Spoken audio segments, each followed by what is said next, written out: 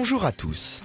Un client entre dans un magasin, ce n'est généralement pas par hasard. Et oui, il a souvent une idée précise ou une envie en tête. Et le rôle d'un vendeur est de répondre à ses attentes afin que celui-ci puisse trouver son bonheur et repartir satisfait de sa visite.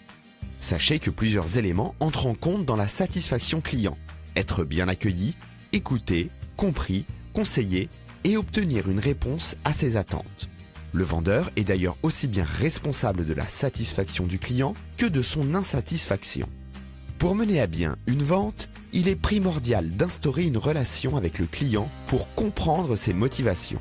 Et n'oubliez pas que la plupart des clients se souviennent des vendeurs. Faire bonne impression pourra leur donner envie de revenir dans votre magasin.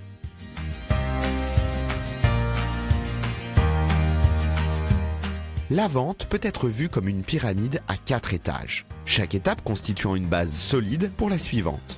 Sans de bonnes bases, il y aura peu de chances de conclure la vente. Mais quelles sont ces étapes ? Eh bien, tout d'abord, il y a la prise de contact, qui est à l'initiative du vendeur. Et cela ne consiste pas uniquement à saluer le client.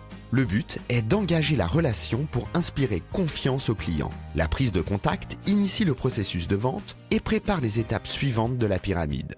Vient ensuite la phase de découverte. Le vendeur pose des questions au client pour découvrir ses attentes.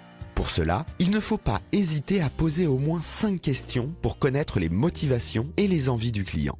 L'argumentation, elle, a pour objectif de répondre aux attentes du client en lui proposant une réponse adaptée à ses besoins. Si le client émet des objections, c'est à ce moment-là qu'il faudra y répondre. Enfin, la dernière étape du parcours de vente est la conclusion. C'est le moment pour le vendeur de confirmer que le produit convient bien aux attentes du client.